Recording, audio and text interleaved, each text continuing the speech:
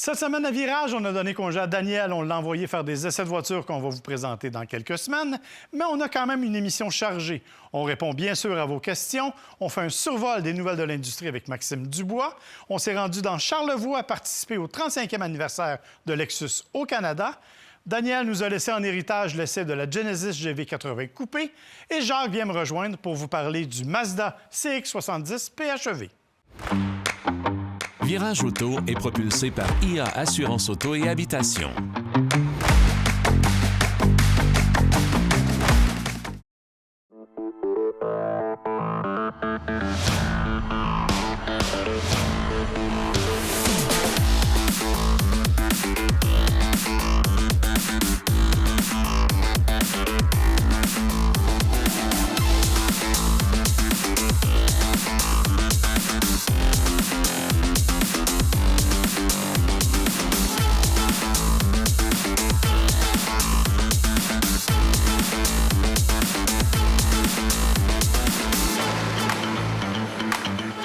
Comme on vous l'a dit, on a une émission chargée, mais c'est pas parce que Daniel n'est pas là qu'on ne reçoit pas les plus grands esprits automobiles. Évidemment, notre collègue Jacques Bienvenu, qui est avec nous aujourd'hui. Et ce matin, Jacques, on a en studio un véhicule qu'on aime beaucoup ici, je dois le dire. C'est le Mazda CX-70 dans sa version hybride branchable. Écoute, on le dira assez facilement, c'est le petit frère du CX-90. Hein? Absolument. La réalité, c'est qu'ils ont enlevé une rangée. C'est à peu près la seule différence. Mais c'est quand même un véhicule qui mérite notre attention. Absolument. On sait que c'est un véhicule qui est fabriqué à Ufu, au Japon. J'ai eu la chance, moi, déjà, de visiter l'usine Mazda à Ufu, au Japon, il y a plusieurs années passées, quand le Mazda 6 existait et qu'on le fabriquait. On l'avait justement construit, cette usine-là, pour le Mazda 6. Et par la suite, ça a été, bien entendu, réoutillé pour fabriquer d'autres modèles de véhicules, comme le Mazda CX 70 ou 90.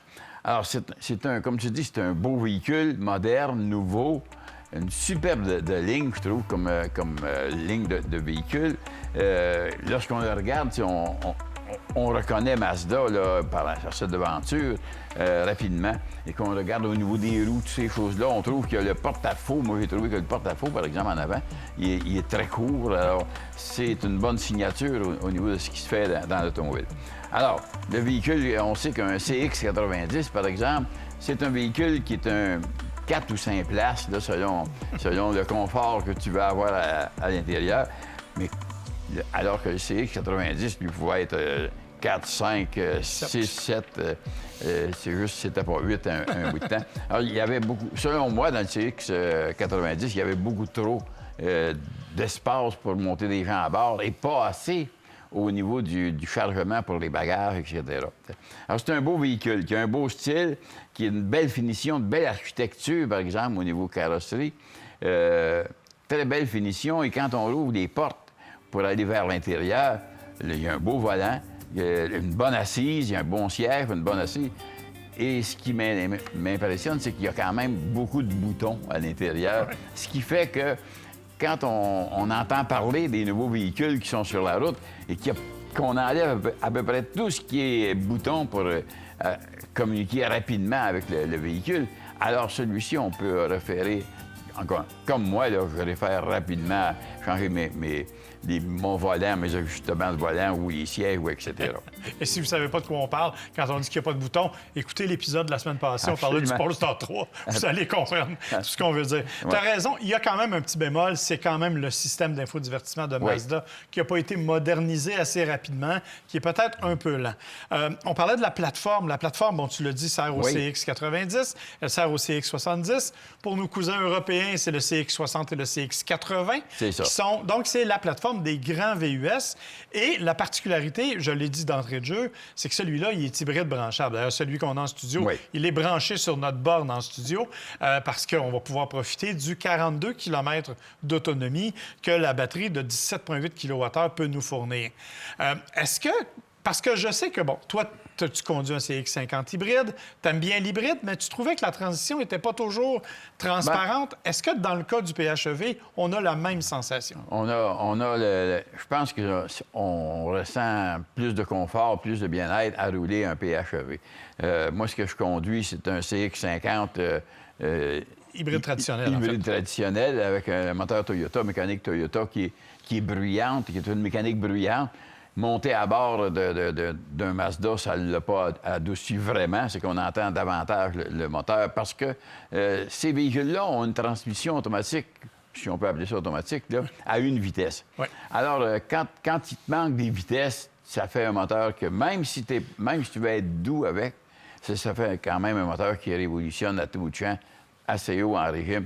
Et quand je dis haut, c'est 3000, 3500 tours. Oui. Et déjà, tu as l'impression que le moteur est assis tout près de toi. Tu sais. Alors, le véhicule qu'on a ici au niveau moteur, je déteste pas le moteur 4 cylindres qui a monté à bord de ce véhicule-là. C'est des moteurs placés longitudinal. Oui. Alors, j'ai ouvert le capot pour être bien certain parce que le 6 cylindres, lui, il est placé longitudinal. Ce que j'aime du 6 cylindres, c'est la douceur de véhicule qu'il y a de moteur qu'il y a dans ce véhicule-là. Est-ce qu'on achète un véhicule avec un 4 cylindres PHEV ou si on achète un 6 cylindres régulier ou branchable, si on veut l'avoir? Moi, je trouve que c'est au niveau de l'économie que je trouve qu'on n'y regagne pas assez. Je trouve qu'il y aurait avantage à avoir soit une plus grosse batterie ou soit, je ne sais pas trop quoi, qui permettrait d'aller chercher un 60 km avec ce véhicule-là, qui, à ce moment-là, permettrait à un tas de gens dans les villes ou autour des villes de pouvoir faire tout leur chemin qu'ils ont besoin de faire là, dans un mois avec très peu d'essence utilisée. C'est vrai, tu as raison de dire qu'effectivement, l'autonomie électrique, elle n'est pas très grande. Moi, j'ai conduit ce véhicule-là pour m'emmener ce matin. Évidemment, il s'est rapidement vidé sur autoroute. Une fois ça dit, on nous annonce en théorie une consommation de 8,7 litres au 100. Je t'avouerai qu'avec le recul puis avec la distance que j'ai parcourue, je suis plutôt à 10 litres au 100 ce matin. C'est pas excessif pour la grosseur du véhicule, qui est quand même lourd, mais c'est pas l'économie qu'on nous promet non plus, là. En 2025, moi, je pense qu'on s'attend davantage à ça. Si on s'attendrait justement à être plus entre 7 et 8, et lorsqu'on est à 10, on est un peu déçu. Moi, je dis toujours aux gens, si tu achètes un véhicule pour qu'il soit à 8 litres au 100 et qu'on t'en donne 10 ou 11, c'est là qu'il y a des déceptions. Exact. Et veux pas, tu vas entrer chez un concessionnaire de n'importe quelle marque qui ont quelque chose à vendre et qu'on va t'annoncer un kilométrage et que tu ne l'atteins pas, c'est là qu'arrive ta déception. Tu parlais des batteries, on parlait du véhicule, le confort, le roulement, tout ça, visibilité. C'est un véhicule qui vire très court. Moi je vis en condo et pour le stationner chez nous dans le stationnement, là, si l'autre personne qui est stationnée à côté de toi n'a pas vraiment à sa place, tu as besoin que ça vire de court. Et dans ce véhicule-là, on atteint ça. Et une autre chose, c'est qu'il y a une capacité de remorquage. Oui. Alors, les gens qui ont besoin de remorquer avec ces véhicules-là, selon le moteur qu'on montera à bord de notre achat, ce sera 3500 livres à 5000 livres. Et ça te permet justement d'avoir une remorque en arrière de bonne dimension ou justement une roulotte de camping ou quelque chose du genre. C'est vrai que la version hybride branchable, c'est 3500 livres normalement. Rouage intégral intelligent qui est de série, oui. Il faut le rappeler, avec un mode remorquage. Ça aussi, c'est pas négligeable parce qu'effectivement, le véhicule prend ses dispositions, en fait, pour le remorquage. Tu as même une caméra arrière qui t'aide à placer la remorque au bon endroit. Donc, ça, c'est vraiment bien fait. Tu as parlé aussi de l'espace de chargement, 1122 litres d'espace. Ça, par exemple, c'est un peu surprenant parce que ce n'est que 70 litres de plus que dans le CX-90. C'est pas beaucoup. La différence, elle est importante, c'est qu'on a réussi avec celui-là à faire un plancher plat, puis tu as un petit coffret sous le plancher. Tu ne me caches pas grand-chose, là. Tu vas cacher ta sacoche, c'est pas mal tout ce que tu peux faire. Il faut qu'elle soit mince. C'est ça. Mais il y a quand même un plancher plat, donc c'est plus facile au niveau du chargement. Ce qu'on n'a pas mentionné non plus, c'est 323 chevaux dans la version hybride branchable, 340 si vous préférez le 6 cylindres de même famille. Et il faut en parler parce qu'on en parle tout le temps, mais je pense que c'est une des qualités de Mazda, la qualité de finition et des matériaux à l'intérieur. Mazda a vraiment pris un tournant presque véhicule de luxe, tellement leurs véhicules sont bien faits. Un système automatique qui retient ta place, le réglage de ton siège. Il y a plein de technologies, mais la qualité des sièges, des matériaux à l'intérieur, la qualité d'assemblage, on est vraiment dans un autre niveau. Oui, absolument. On est arrivé à ça il y a quelques années chez Mazda. Je pense bien qu'il y avait à se choisir une niche. Parce qu'on le veuille ou pas, Mazda, à travers le monde, c'est pas un gros manufacturier. Mais ici, au Québec, on a l'impression que c'est un manufacturier qui est vraiment volumineux au niveau quantité de véhicules qui peut sortir. Mais c'est un petit manufacturier qui fait un beau travail et qui vous laisse démarquer des autres modèles de voitures, constructeurs de voitures au monde. Moi, j'aime bien. On parle d'une boîte automatique 8 vitesses. Je me souviens pas sur le 4 cylindres PHEV, c'est la même boîte. Alors ça, c'est quelque chose qui est intéressant parce que ça va éliminer les fameux effets autoneige, si on veut, transmission en courroie, etc., qui fait que... Moi, ce que je trouvais avec les moteurs Toyota, exemple, c'est que tu mets ça sur le régulateur de vitesse à 110 ou 115 km qu'on essaie de rouler sur les autoroutes. Et tout à coup, tu as à faire arriver derrière quelqu'un, et là, tu es ralenti parce qu'il y a quelqu'un qui voudrait te redépasser. Mais dès que tu sors de la voie et que tu arrives dans la voie de gauche pour te dépasser, là, il veut réaccélérer pour retrouver sa vitesse. Et là, tu l'entends grogner à côté de toi. Oui, effectivement. T'es malheureux dans ça. Ça fait un moteur grognon. C'est pas le cas heureusement, c'est pas le cas de celui-ci. Alors voilà, merci beaucoup, Jacques. Plaisir. Alors nous, on fait une courte pause et on s'est rendu par la suite dans la région de Charlevoix pour célébrer le 35e anniversaire de Lexus. Car Expert, l'expert carrossier, vous a présenté cet essai routier. Car Expert à la fine pointe de la carrosserie.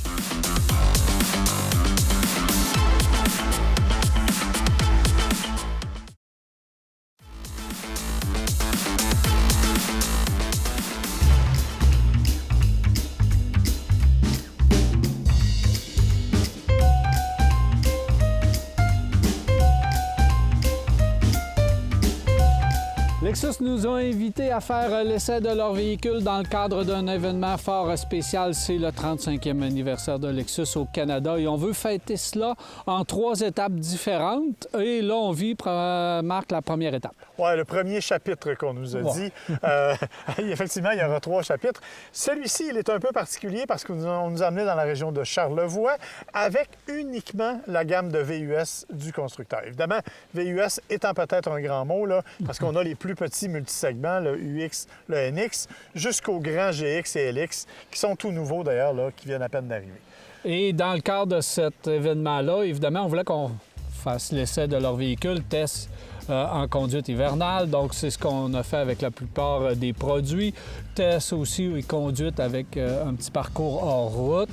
Mais surtout, ce qu'on voulait souligner, c'est la gamme Lexus qui a évidemment pris de l'expansion, qui a innové avec l'hybridation, l'électrification, qui a même innové, parce qu'on a l'histoire pratiquement en arrière de nous, qui a innové avec étant évidemment peut-être, et on se qualifie comme premier constructeur à avoir fabriqué un véhicule sport utilitaire de luxe. De luxe sur un châssis monocoque.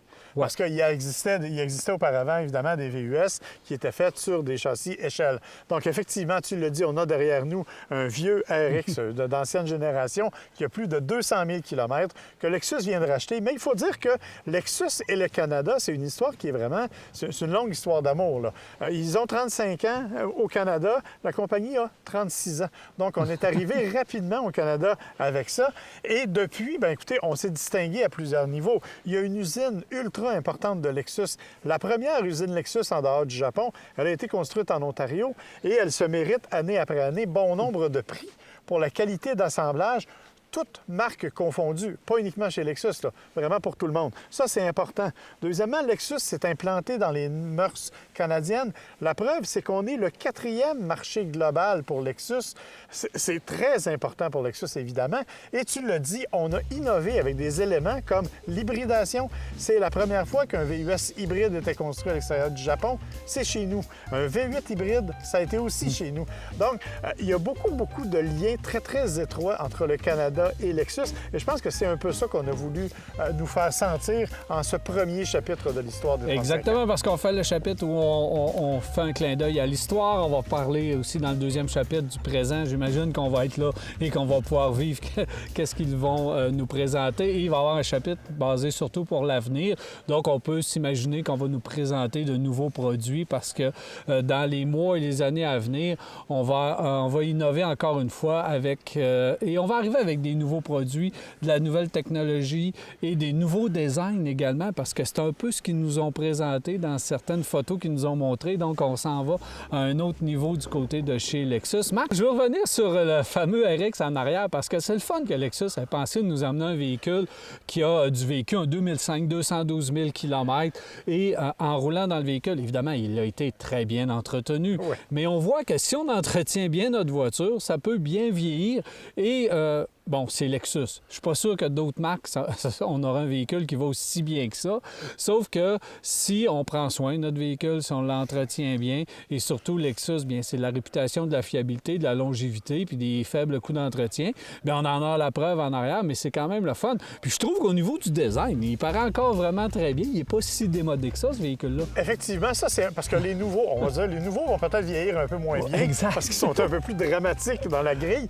Mais c'est vrai, tu as raison. Et il faut préciser aussi que c'est pas un véhicule de musée. C'est un véhicule qui appartenait vraiment à quelqu'un que Lexus a racheté récemment. Évidemment, ils l'ont entretenu. Là. Ils n'ont pas voulu nous dire le montant d'argent qu'ils ont investi sur le véhicule. Effectivement. Et je t'avouerai qu'on constate que certaines choses ont vieilli mieux que d'autres.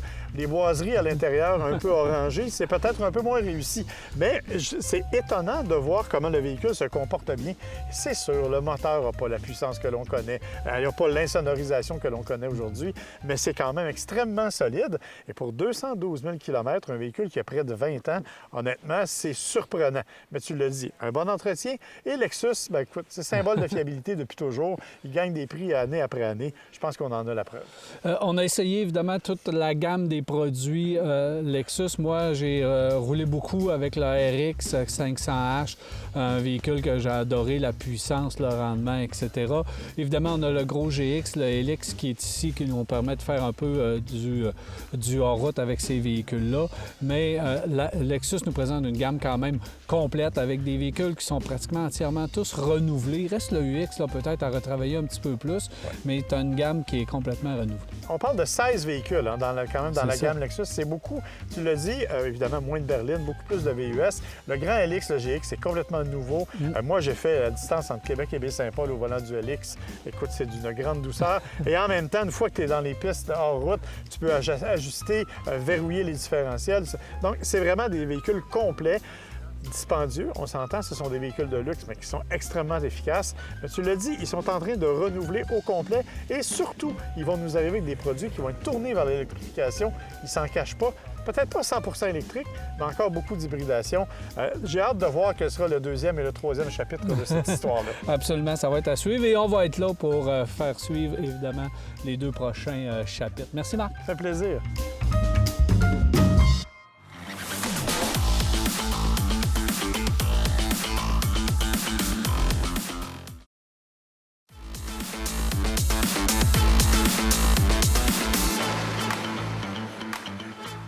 Alors, c'est le temps des nouvelles de l'industrie cette semaine. Bien sûr, vous aurez compris, c'est Maxime Dubois qui va faire le bulletin de nouvelles. Maxime, par quoi tu commences? J'ai comme l'impression que tu vas parler du CA. Ben oui, parce qu'on a participé évidemment au salon du Salon international de l'Auto de Québec. Comme tu le sais, on s'est croisés là-bas. Bon, évidemment, on est collaborateurs pour les essais routiers. Je sais que vous en avez parlé pour le nombre de visiteurs, mais pour les essais routiers, encore une fois, bien, quand même assez intéressant. Juste pour vous donner des chiffres, 1722 personnes ont participé aux essais pour 1010 essais routiers. Et bien, tu sais aussi qu'on avait des véhicules vedettes cette année. Évidemment. Quand même 18 véhicules. Je te laisse deviner, tu penses, qu'est-ce qui a été le plus apprécié? Si j'en juge par l'attrait, je te dirais que le Hummer fait probablement partie des plus populaires parce qu'il y avait toujours des gens autour sur le plancher du salon. J'aurais le goût de te dire « you win a new car » parce qu'effectivement, ex aequo avec le Charger Daytona. 3e position, Polestar 4. Cadillac Optique, 4e position. Et GMC Sierra EV. Donc, c'est le top 5, le podium de 5 marches. Ça existe. Ben, là, oui. Mais... disons qu'on l'a invité, on l'a inventé pour aujourd'hui. aujourd'hui un podium de 5 marches. Faut que j'avoue que je suis un peu jaloux parce que j'ai moi-même pas essayé le Charger EV. J'aurais voulu le faire. Mais les autres, je suis content de voir qu'il y a de l'intérêt. Mais GM est très, très populaire au niveau des véhicules électriques. Oui, puis pas trop loin derrière, encore une fois, Blazer, évidemment, Equinox, avec Equinox, on le sait, là, il y en a, on s'enfarge. Ça pleut les rues, comme dirait Jean Perron. Exactement. Petit détail, hein, on parle du Salon de l'Auto de Québec. Vous autres, vous allez être présents au Salon des véhicules électriques de Montréal aussi? 2, 3, 4 mai au stade IGA. On va s'occuper encore une fois des essais routiers. Évidemment, là, venez faire votre tour. Et là, c'est la saison des salons. Hein? C'est la saison des salons. Il y en aura un début avril dans la région de Victoriaville. Il y aura aussi des essais là-bas, bien sûr. Un peu moins volumineux, probablement. Peut-être moins de véhicules. Mais ce sera quand même possible de le faire. Sinon, effectivement, stade IGA en mai, c'est le gros événement. Et vous allez rencontrer Maxime Dubois, ce qui vaut quand même le déplacement. Oh, quand même, quand même. On parle de... Bien, dans les nouvelles, il y en a quand même pas mal. Je te dirais que j'ai contourné tout ce qui était mise à pied, réduction de personnel. Je trouvais ça très négatif. J'ai quand même trouvé quelques nouvelles positives. On en sait un peu plus sur le BZ4X de Toyota pour la version 2026. Bon, cette version-là, on la connaît depuis quand même quelques années déjà. On nous prévoit quand même déjà pour 2026 quelques petites nouveautés. 2 grosseurs de batterie, en fait, 2 autonomies pour la version traction uniquement. On nous prévoit, donc, nous promet un 573 chevaux. Non, excuse-moi, kilomètres. Mais c'est beaucoup, par exemple, par rapport à ce que c'était? Oui, mais juste pour la traction, hein, je te rappelle. Ah oui. Parce que quand on va aller dans la traction intégrale, ce qui sera probablement le choix le plus populaire, on nous parle d'un 520 km. Bon, alors écoute, c'est quand même un peu plus intéressant que ce qu'on a présentement. Et là où on dit qu'on va faire de l'amélioration, et je pense que ça va être vraiment important, c'est du côté de la recharge qui sera améliorée. Écoute, on peut parler en connaissance de cause. On vient de faire la virée électrique. Oui. Malheureusement, le BZ4X est celui qui a affiché la moins bonne recharge. Juste pour faire un petit topo rapidement, parce que Jesse l'a expliqué, on a pris tous les véhicules à 10 le matin. On les a branchés sur une borne de 350 kW, donc un niveau 3. Et à partir du moment où on était à 20 on a parti un chronomètre pour compter en 15 minutes comment on allait avoir de recharge. Le BZ4X, en 15 minutes, a pris seulement 19 km. Lorsqu'il faisait moins 20 degrés.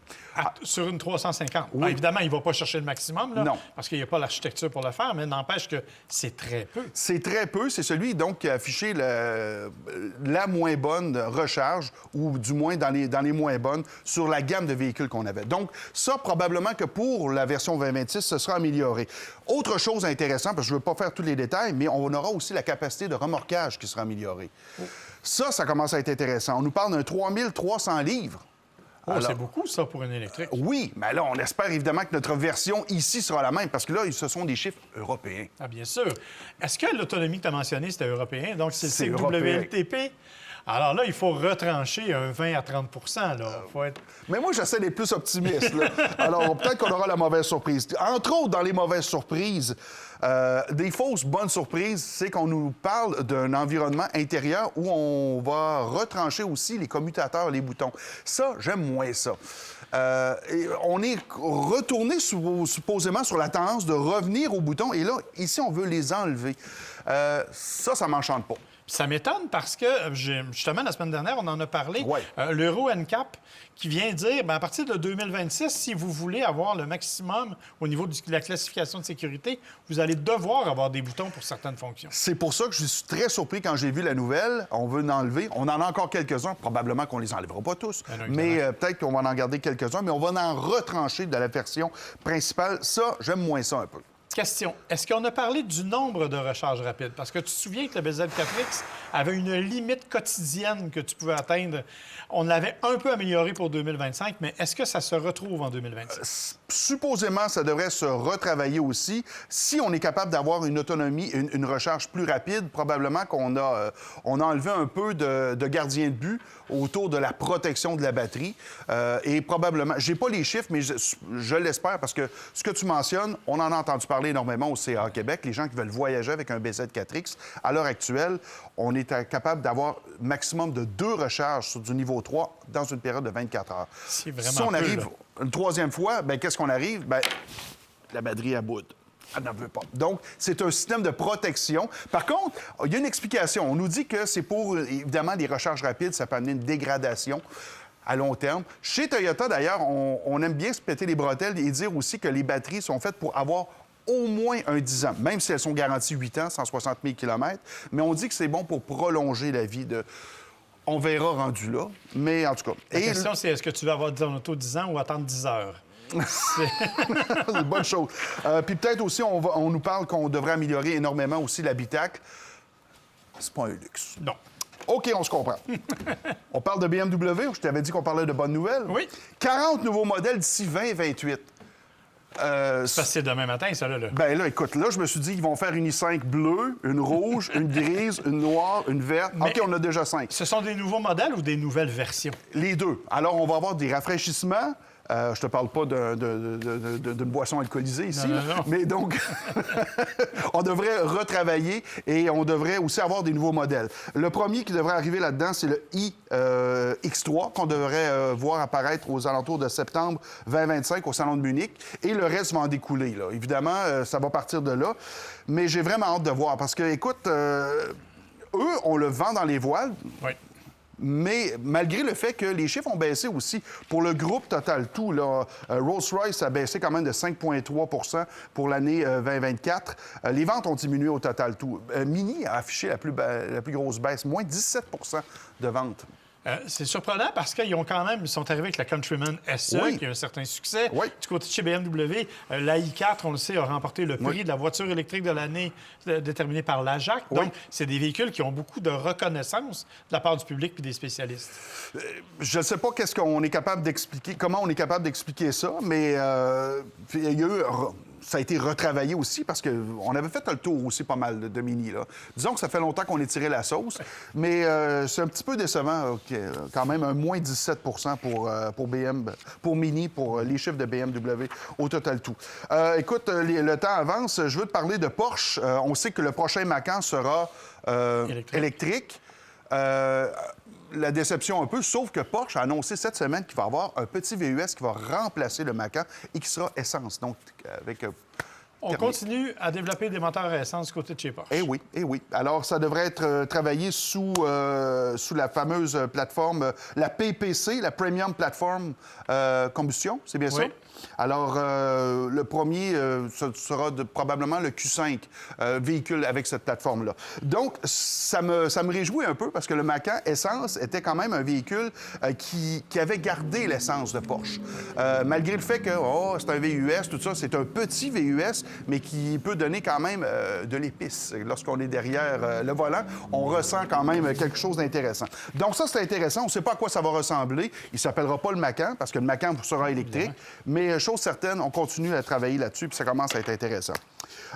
Écoute, petite nouvelle en vrac. La semaine passée, c'était la Semaine québécoise de la prévention de la conduite avec facultés affaiblies, donc du 17 au 23 mars. Juste pour faire des petits chiffres rapidement, on le sait que quand même, ce sont des décès qui sont évitables, encore une fois. Et là, je me fâche un peu aujourd'hui. On est toujours en train de dire, prenez un taxi, nanana. Là, on parle aux gens qui conduisent, puis je pense qu'on est quand même assez responsable. Alors moi, je me fâche en disant, dénonçons. Et gênez-vous pas. Vous voyez quelqu'un partir, vous savez qu'il est mêlé un peu, là. Il parle en lettres attachées, comme on dit chez nous. Ouais. Il marche en signe de pièce. Il y a une conduite erratique. Bien, dénoncez, gênez-vous pas. Prenez le 911, puis et dénoncez. Vous savez qu'il y a de plus en plus d'endroits où, si vous laissez partir quelqu'un comme ça, vous pouvez être accusé de responsabilité dans le cas d'un accident ou d'un décès. Exactement. Évidemment, on ne souhaite pas ça à personne. On vous demande, évidemment, soyez prudents, bien entendu. Exactement. Alors là-dessus, mon cher, merci beaucoup, Max. Ça fait plaisir.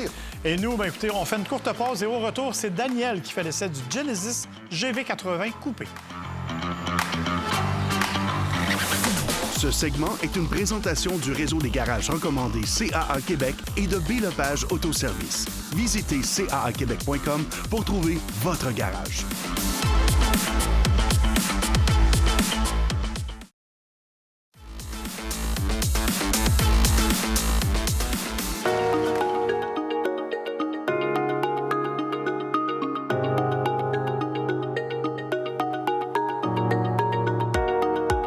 Genesis a lancé son premier véhicule utilitaire sport en 2020 comme année modèle 2021, c'est le GV80.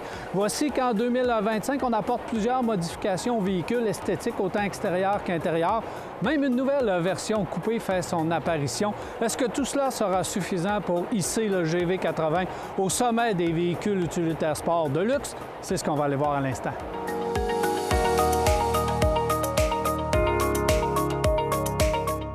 À l'extérieur, les modifications les plus importantes en 2025, c'est la portion avant, évidemment. Si on regarde la calandre très présente, on reconnaît vraiment Genesis parce qu'on a joint les phares également de nouvelle génération. Donc, lorsqu'on regarde le véhicule avec sa calandre et l'accent de chrome, c'est vraiment très présent, très Genesis. Et qu'est-ce qu'on veut d'une marque de luxe? C'est qu'on reconnaisse, dès qu'on voit un véhicule, on reconnaît la marque. Et c'est maintenant le cas avec les produits Genesis. Et on l'affiche très bien avec le GV80. Le bas du pare-choc également a été modifié. Puis on voit le chrome qu'on utilise également. Chrome qui devient un peu fumé sur la version coupée, donc, mais qui est très présent sur le GV80 de façon régulière. Et ça se poursuit aussi sur le côté du véhicule. On a de nouvelles roues également, 22 pouces dans ce cas-ci. Donc, magasiner les prix des pneus d'été et d'hiver, si jamais, c'est quelque chose qui est important pour vous. Donc, une belle ligne, très, très classique pour le véhicule si on va sur le côté. Moi, particulièrement, j'ai fait l'essai de la version coupée et c'est la version que je préfère. J'adore la version coupée. Évidemment, on sacrifie de l'espace en arrière, on sacrifie un petit peu de visibilité, mais la version coupée, c'est vraiment un très beau véhicule. On gagne également en puissance parce que si on regarde les motorisations, bien, on a le 4 cylindres, évidemment, qui est toujours présent en 300 chevaux. On peut avoir le 3,5 litres aussi en deux versions, donc on l'a à 375 chevaux avec la transmission 8 vitesses toujours dans les versions GV80 et les versions plus haut de gamme. Et si on va dans la version coupée, bien, on a toujours ce même 3,5 litres qui s'adjoint un compresseur volumétrique électrique. Et là, on fait 410 chevaux. C'est quand même assez impressionnant comme la puissance. C'est pas la vocation première du véhicule, mais il reste qu'on peut avoir beaucoup de performance, toujours avec la transmission 8 vitesses et bien sûr avec la traction intégrale qui fonctionne très bien du côté de Genesis. Là où le véhicule fait vraiment la différence, c'est à l'intérieur. Là, on voit vraiment que le véhicule s'affirme comme un haut de gamme. Si on regarde la planche de bord, très mince, très longue, la définition est exceptionnelle, facile à aller jouer dans les menus. Ça nous donne vraiment une apparence très moderne.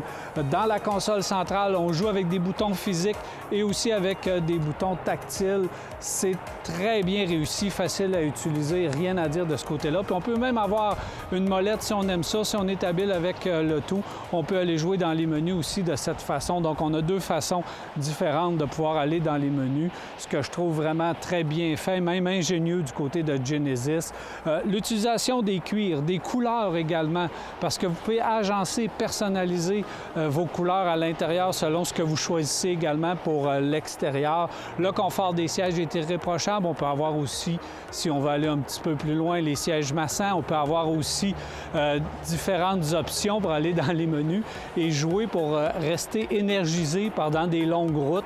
Donc, le véhicule, vous choisissez votre type de vitalité, là, donc d'énergie à l'intérieur du véhicule et vous avez différents types et vous pouvez, ça joue évidemment avec la musique, l'éclairage ambiant, même le parfum, parce qu'on peut avoir du parfum dans le véhicule et tout ça, on met ça en œuvre avec la musique et ça nous permet de rester énergisé.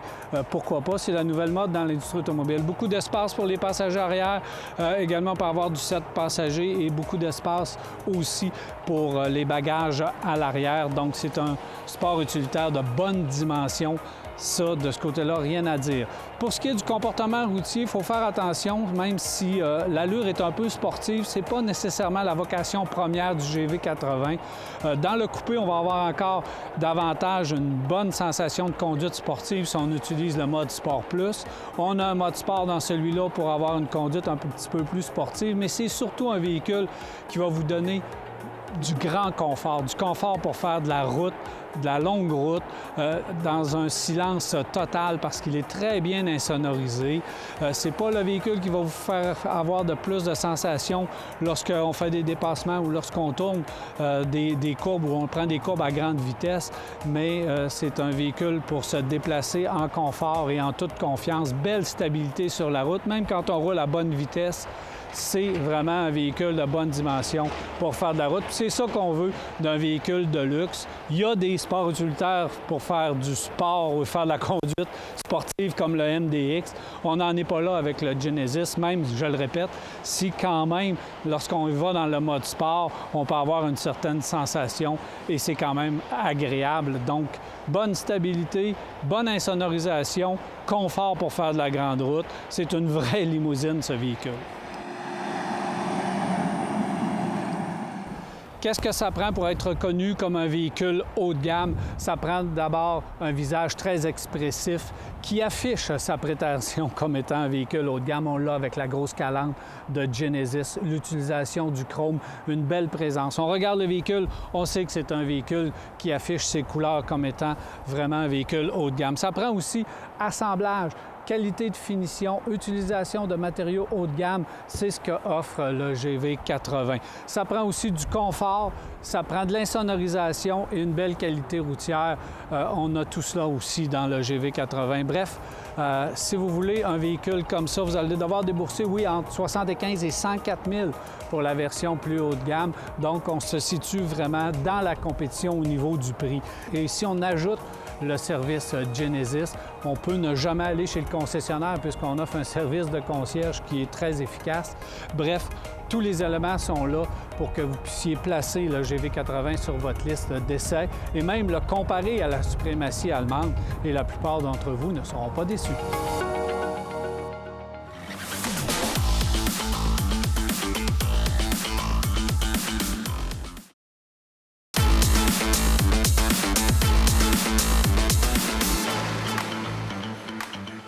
Alors, on est de retour et c'est le temps de répondre à vos questions. On vous répète que le meilleur moyen de nous transmettre vos questions, c'est sur notre page Facebook, la page de Virage, ou par téléphone au 418-670-9078, poste 230. Sur Facebook, c'est plus facile. Petit détail cependant sur Facebook, s'il vous plaît, donnez-nous votre vrai nom, parce qu'il y a des gens qui ont des patronymes et honnêtement, je ne suis pas certain comment le prononcer, mais on y reviendra, c'est pas bien grave. Alors, Jacques, tu es avec moi pour répondre aux questions. Entre autres, une question de M. Denis d'Anjou, qui se pose la question Subaru Forester ou Corolla Cross? Parce que monsieur veut un véhicule avec, bien sûr, rouage intégral, vise beaucoup l'économie de carburant, mais est-ce que ça vaut vraiment la peine d'aller vers l'hybride de Toyota? Est-ce qu'il est aussi efficace? Bien, personnellement, ce que je trouve entre ces deux véhicules-là, le meilleur choix, selon moi, c'est Subaru. C'est Subaru au niveau de la traction. C'est eux autres on a toujours dit que c'était Subaru qui avait la meilleure traction. Ils sont dans les tops.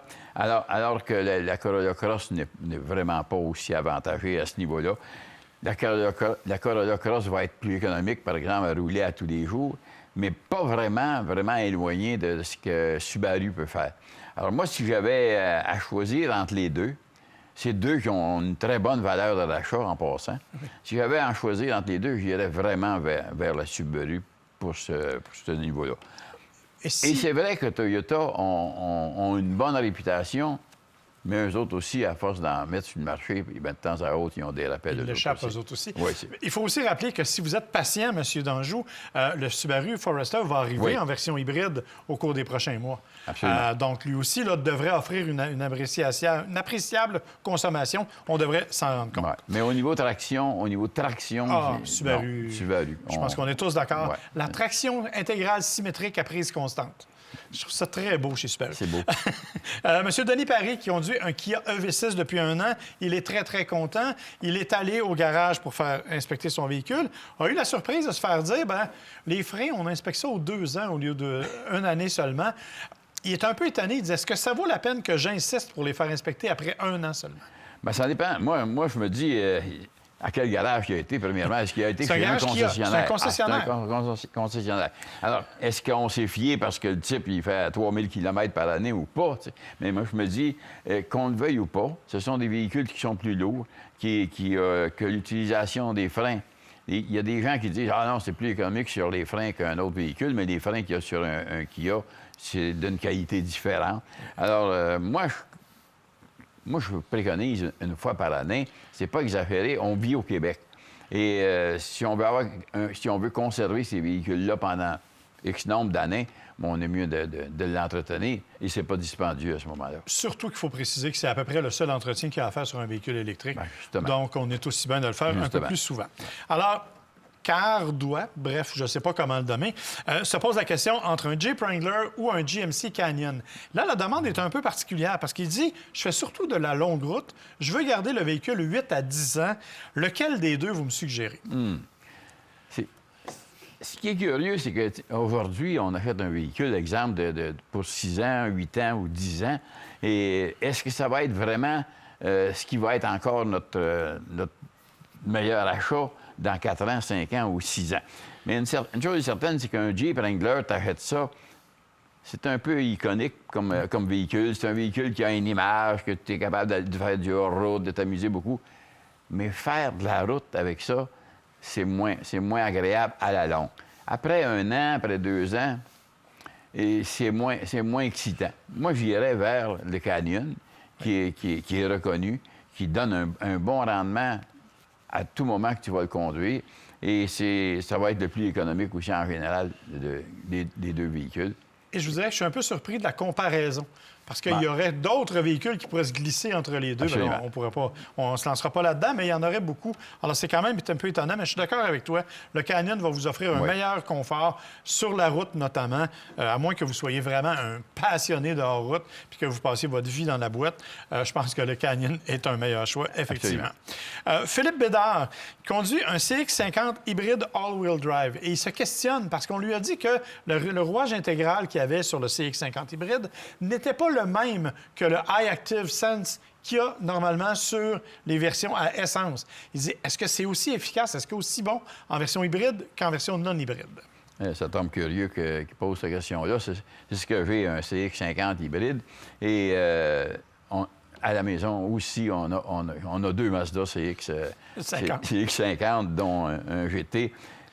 Personnellement, pour conduire les 2 véhicules, il a raison. C'est que je trouve que le CX-50 essence est plus intéressant à conduire, une meilleure traction. On a eu de la neige cet hiver, la neige, la glace, etc. Le CX-50 avait une meilleure traction, meilleur rendement en général que le CX-50 hybride. Le CX-50 hybride va très bien, il est plus économique, mais on est dans un Toyota et moi, je trouve que d'avoir mis la mécanique Toyota dans un CX-50, c'est qu'ils ont amélioré tout le produit, mais t'as vraiment pas tout à fait la même... ça échappe plus facilement ou ça... Moi, je considère que c'est pas l'économie... C'est pas mauvais dans la version hybride, mais il n'y a pas la même performance puis la même rapidité d'intervention. Si on conduit les deux, si on a conduit les deux, on la voit, la différence. On la sent assez rapidement. Mais un ou l'autre, il va faire du chemin avec ça. Puis l'économie du Canyon, pas du Canyon, du CX-50 hybride va être autour de 8 litres au 100, alors qu'en ville, ça va baisser peut-être à 6,6 et un petit peu en bas de 7. T'sais. Écoute, on va rester dans ta spécialité parce qu'on parle encore du CX-50. C'est Francis Blain, cette fois, qui dit « Moi, je conduis un CX-5 2018. Je l'adore. J'aime la conduite. J'aime la façon dont il est fait. Mais là, il commence à avoir fait son temps. J'aimerais ça me tourner vers un CX-50 turbo. C'est oui ou c'est non? » Bien, c'est oui. Moi, j'en ai un. J'en ai un et ça donne un rendement extraordinaire.